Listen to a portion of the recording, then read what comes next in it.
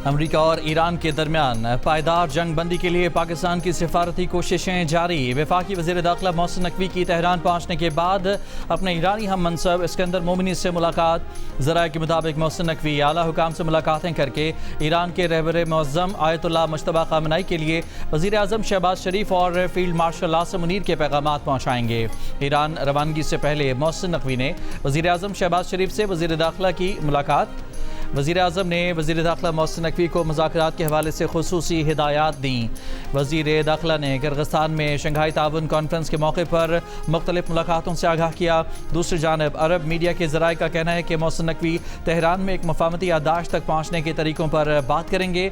Iran के मुंजमद funds के हवाले से पेशरफ्त हुई है, ताहम मुंजमद फ़ंड्स के हजम और उनके जारी होने के वक्त के बारे में इख्तलाफात बरकरार हैं।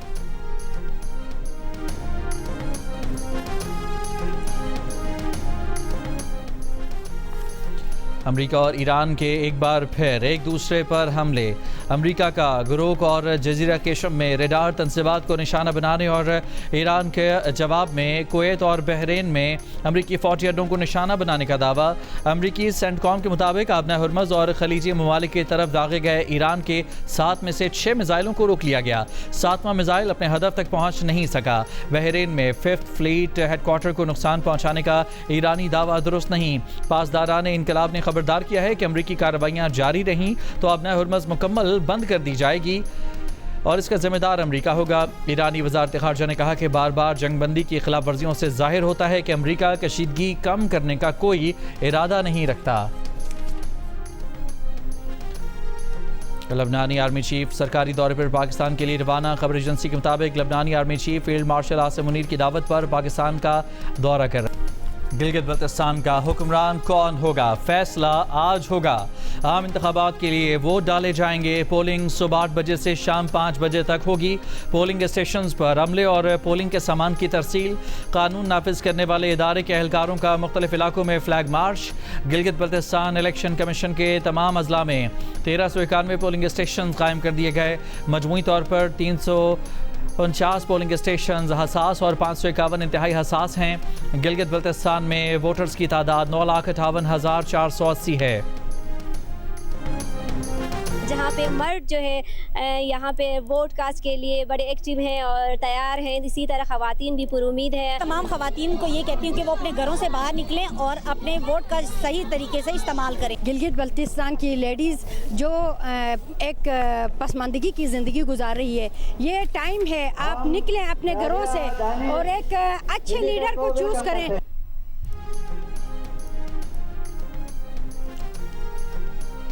गिलगित बल्तिस्तान असम्बली इंतखाबात के लिए पीपल्स पार्टी और मुस्लिम लीग नून ने भरपूर मुहिम चलाई। इलेक्शन के लिए खातून वोटर पुरजोश। खवातीन वोटर्स का कहना है कि अपने वोट का दुरुस्त इस्तेमाल करके एक दयानतदार क़यादत मुंतखब करेंगे। GB में 4,54,703 खवातीन और 5,03,000 से ज़ायद मर्द वोटर्स हैं। वफाकी बजट पर हुकूमत और पीपल्स पार्टी में मुशावरत आज होने का इम्कान। सदर जरदारी की क़यादत में पीपल्स पार्टी का वफ्द हुकूमती वफ्द से मुलाकात करेगा। इस इजलास से पहले सदर जरदारी पीपल्स पार्टी की मुज़ाकराती टीम से मुलाकात करेंगे, जिसमें बिलावल भुट्टो, मुराद अली शाह, नवीद कमर और शेर रहमान शरीक होंगे। पीपल्स पार्टी के इजलास के बाद हुकूमती टीम के साथ मुलाकात का वक्त तय होगा। ज़राए का बताना है कि सूबों से मरकज़ 1700 अरब रुपए के फंड्स का तकाजा कर रहा है। वज़ीर आज़म के मुशीर बराए सियासी अमूर राना सनाउल्लाह ने कहा है कि बजट के लिए एक नंबर पर बात चल रही है। जब तक इस नंबर के मुताबिक वसाइल तलाश नहीं हो जाते तब तक बजट बनाने में मुश्किल होगी। उम्मीद है पीपल्स पार्टी के साथ किसी नतीजे पर पहुंच जाएंगे।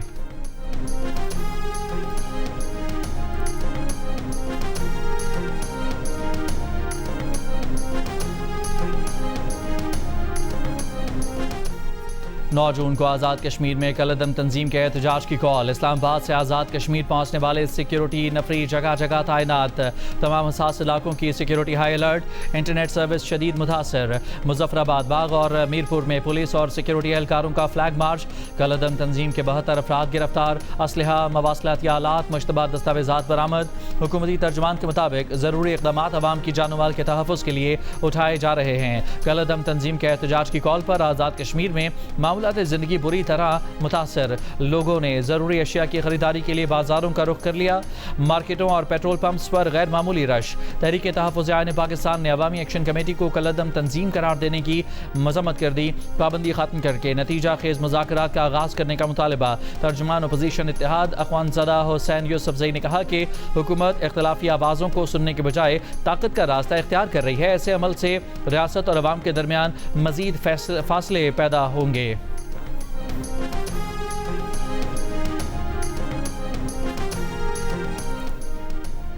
आज़ाद कश्मीर के वज़ीर आज़म फैसल मुमताज़ राठौर का कहना है कि अभी भी अवामी एक्शन कमेटी से बातचीत के ज़रिए रास्ता निकालना चाहते हैं, लेकिन अगर कानून हाथ में लिया जाएगा तो रियासत कानून के मुताबिक निपटेगी। जियो न्यूज़ के प्रोग्राम जरगा में गुफ्तगू में कहा कि रियासत अफरा तफरी की मुतहम्मिल नहीं हो सकती। एहतजाज का मरहला गुजर जाएगा लेकिन इसके असरात अच्छे नहीं होंगे। इससे पहले एक बयान में आज़ाद कश्मीर के वज़ीर आज़म का कहना था कि धरनों, जलाओ घिराव और हंगामा राई करने वाले अनासर तालिबान खारजियों के हामी हैं। आज़ाद कश्मीर में हालात जिस तरफ जा रहे थे, एक्शन कमेटी पर पाबंदी लगना ही थी। हुकूक की बात करना गलत नहीं, लेकिन हुकूक की बुनियाद पर अपनी रियासत खड़ी करना काबिल बर्दाश्त नहीं। आज़ाद कश्मीर में इंतशार का सबसे ज़्यादा फ़ायदा भारत को होता है। ऐसे वक्त में भारत को ऐसा फ़ायदा पहुँचाना आज़ाद कश्मीर और पाकिस्तान के मफाद में नहीं। अपोजिशन लीडर शाह गुलाम कादर ने भी एक्शन कमेटी पर पाबंदी को दुरुस्त करार दे दिया। कहा कि आज़ाद कश्मीर में एक्शन कमेटी ने पहले भी 3 बार अमन व अमान की सूरत हाल पैदा की। हर बार मुज़ाकरात के जरिए हल निकाला गया, लेकिन इस मरतबा एक्शन कमेटी मुज़ाकराती अमल आगे बढ़ाने को तैयार न थी।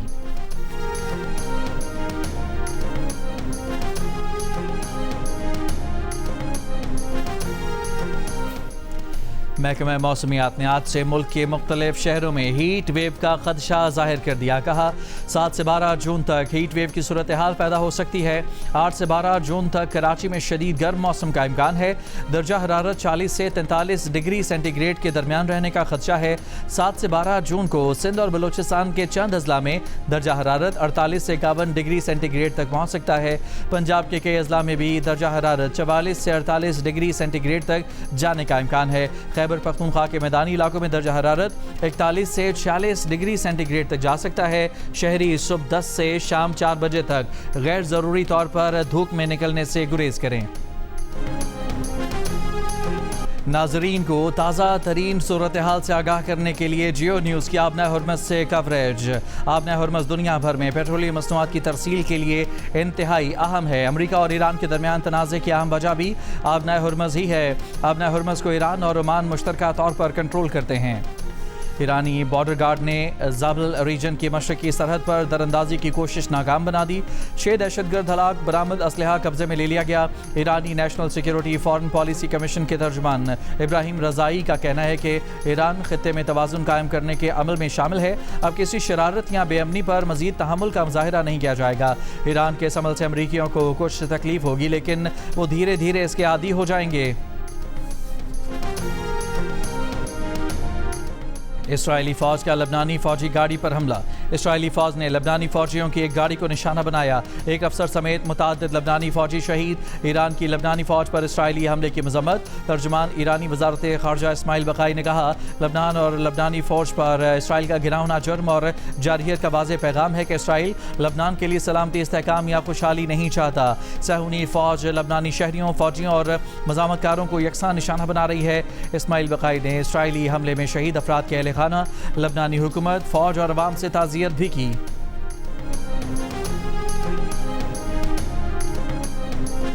ईरानी वज़ीर ख़ारजा अब्बास अराग़ची ने कहा है कि लबनान के वज़ीर आज़म जोसेफ ऑन के बयान से लगता है कि जैसे लबनान के बेशतर हिस्से पर कब्ज़ा इसराइल का नहीं ईरान का है, जैसे लबनान की बड़ी आबादी को बेघर ईरान ने किया है और ईरान ही रोज़ लबनान पर बमबारी कर रहा है। लबनान को अपने असल दुश्मन उसके सदर से बचाया जाए। लबनानी सदर ने ईरान पर लबनान के मामलात में दखल अंदाजी करने और लबनान को अमरीका से सौदेबाजी करने के लिए इस्तेमाल करने का इल्ज़ाम लगाया था।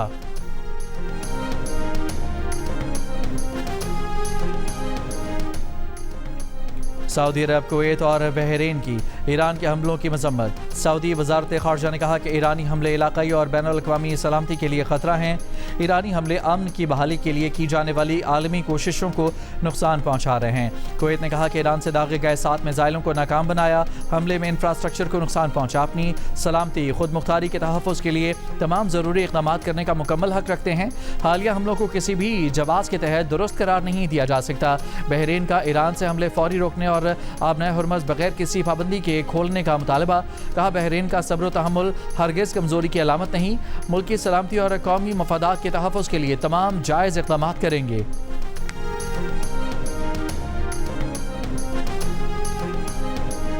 अमरीकी सदर ट्रंप ने ईरान को ताकतवर और ख़ुद पर फ़ख्र करने वाला करार दे दिया। कहा कि इसीलिए ईरान ने जंग बंदी डील पर इत्तफाक नहीं किया। अमरीकी टीवी इंटरव्यू में कहा कि ईरान के पास मुआहदे के सिवा कोई रास्ता नहीं होगा। ईरान ऐसे इक़दाम करने पर मजबूर होगा जिनका उसने कभी तसव्वुर नहीं किया। अमरीकी सदर ने दावा किया कि ईरान के पास सिर्फ 21 से 22% मिसाइल बाकी हैं।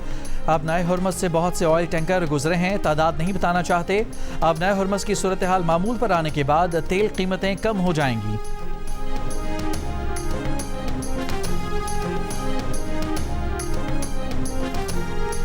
रूस के सदर पुतिन ने कहा है कि ईरान को दाद देनी चाहिए कि वो अंदरूनी तौर पर तकसीम नहीं हुआ।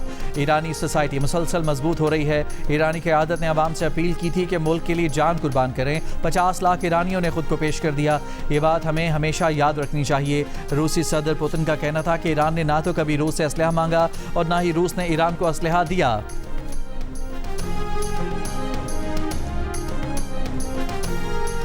ईरान की बाज़ जौहरी तनसीबात पर आलमी एटमी तवानाई एजेंसी की निगरानी का सिलसिला मुनक़ता होने की वजह ईरान का अदम ताउन नहीं बल्कि उन पर अमरीकी और इसराइली हमले हैं। ईरानी नायब वज़ीर ख़ारजा काज़िम गरीबाबादी का बयान ने कहा कि आलमी इदारा इसराइली और अमरीकी हमलों के नताइज ईरानी जौहरी प्रोग्राम से मुताल्लिक़ इबहम पैदा करने के लिए इस्तेमाल कर रहा है। इसे ऐसा करने के बजाय सिफारती हल में किरदार अदा करना चाहिए।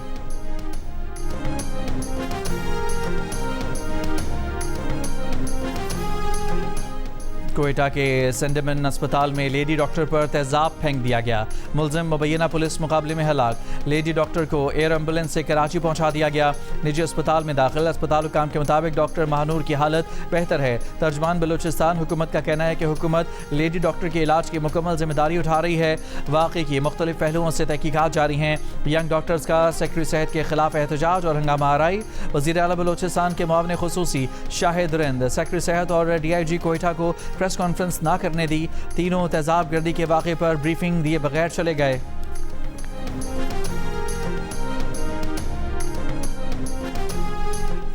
BRT येलो लाइन मंसूबे में 6 अरब रुपए से ज़ायद की करप्शन का इंकशाफ। चीफ सेक्रेटरी सिंध ने इंक्वायरी के अहकाम दे दिए। ज़राए के मुताबिक बदउनवानी की तहकीकात के लिए कायम इंक्वायरी कमेटी ने साबिक प्रोजेक्ट डायरेक्टर ज़मीर अब्बास, डायरेक्टर प्रोक्योरमेंट जमन दास, प्रोजेक्ट डायरेक्टर कमाल हकीम और डिप्टी डायरेक्टर ताहा अजीज़ को तलब कर लिया। सिंध के सीनियर वजीर शर्जील मेमन का कहना है कि BRT येलो लाइन के साबिक प्रोजेक्ट डायरेक्टर ज़मीर अब्बासी ने कवायद के खिलाफ एडवांस अदायगी की। सेक्रेटरी ट्रांसपोर्ट ने हुकूमत से एक्शन लेने के लिए चीफ सेक्रेटरी को खत लिखा था।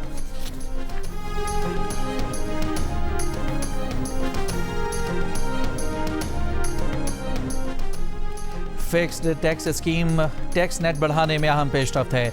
ये इक़दाम ताजर और दुकानदार तंजीमों की मुशावरत और मुतालबे पर किया गया।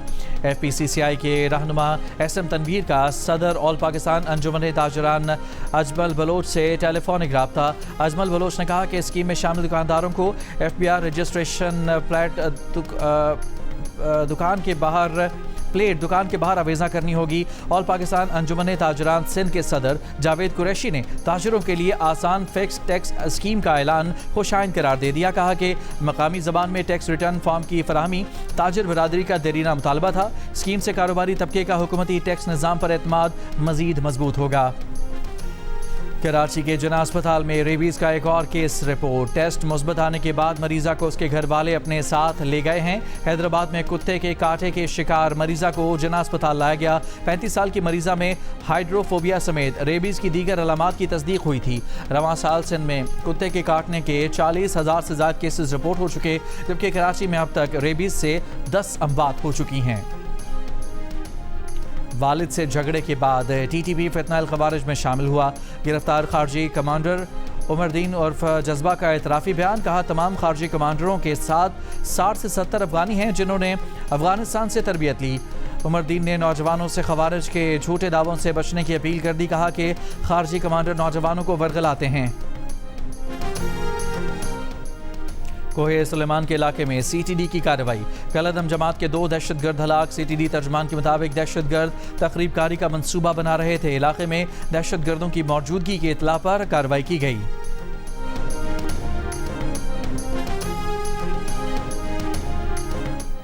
कराची में हजरत अब्दुल्ला शाह गाजी रहमतुल्लाह अलैह के उर्स की तकरीबात का आगाज़। मुल्क भर से ज़ायरीन पहुँच गए। गवर्नर सिंध निहाल हाशमी ने इफ्तिताह किया। मज़ार पर हाज़िरी दी, फातिहा ख़ानी की और फूल चढ़ाए। कहा औलिया कराम की तालीमात पर अमल करके माशरे में रवादारी और भाईचारे को फ़रोग़ दिया जा सकता है। भारतीय नौजवानों को कॉकरोच यानी लाल बेग से तशबीह देने वाले भारतीय चीफ जस्टिस सूर्यकांत से बरतानिया में नौजवानों के सख्त सवालात। यूनिवर्सिटी में शुरा ने आड़े हाथों ले लिया। भारतीय चीफ जस्टिस के मुतनाज़ रिमार्क्स से जन्म लेने वाली कॉकरोच जनता पार्टी ने कहा दिल्ली में पहला एहतजाज। वज़ीर तालीम धर्मेंद्र प्रधान के इस्तीफे का मुतालबा।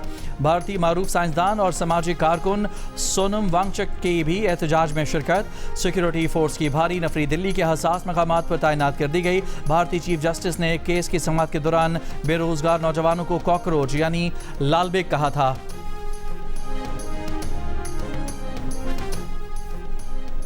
प्रोफेसर डॉक्टर मोहम्मद अफजल जावेद को किंग चार्ल्स सोम की जानिब से जहनी सेहत के शोबे में नुमाया खिदमात का एतराफ़ में Order of the British Empire एजाज़ से नवाज दिया गया। इससे पहले हुकूमत पाकिस्तान ने उनकी खिदमात के एतराफ़ में उन्हें सितारा इम्तियाज़ से नवाजा था। प्रोफेसर अफजल जावेद बानी और चेयरमैन अखुवत डॉक्टर मोहम्मद अमजद साकिब के बड़े भाई हैं। AI पर इंसानी कंट्रोल खोने का खतरा। क्लाउड AI बनाने वाली कंपनी एंथ्रोपिक ने AI तरक्की रोकने का मुतालबा कर दिया। कहा AI खुद अपना जानशीन बनाने के काबिल हो रहा है। तरक्की में वक्फा करो वरना कंट्रोल छिन जाएगा। एंथ्रोपिक ने दुनिया की बड़ी AI कंपनियां मुनज़्ज़म और बाहमी राब्ते के साथ आगे बढ़ने का मैकेनिज़्म बनाने की अपील कर दी। चैट GPT बनाने वाली ओपन AI का इख्तलाफ। कहा कि AI की रफ्तार का फैसला निजी कंपनियों के बजाय जमहूरी हुकूमतों को करना चाहिए। जदीद तरीन मेथोस मॉडल बनाने वाली एंथ्रोपिक की तजवीज़ ने मुहक्किकीन को झंझोड़ दिया।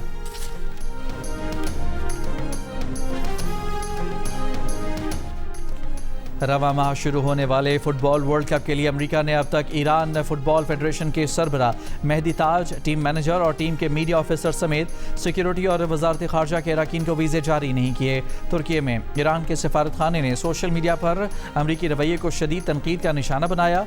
गुज़िश्ता रोज़ वाइट हाउस तर्जुमान ने बताया था कि वर्ल्ड कप के लिए ईरानी खिलाड़ियों को वीज़े जारी कर दिए गए हैं।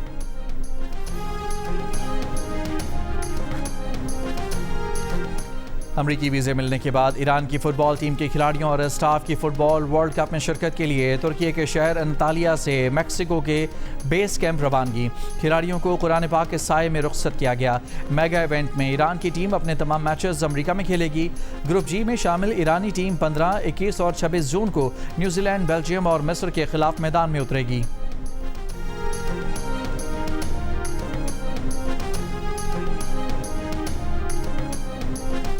जापान में खेले गए अंडर 18 हॉकी एशिया कप में पाकिस्तान ने कांसी का तमगा जीत लिया। तीसरी पोजीशन के मैच में ग्रीन शर्ट्स ने मलेशिया को 3-0 से शिकस्त दी। इवेंट का टाइटल भारत के नाम रहा जिसने फाइनल में जापान को 4-1 से हरा दिया।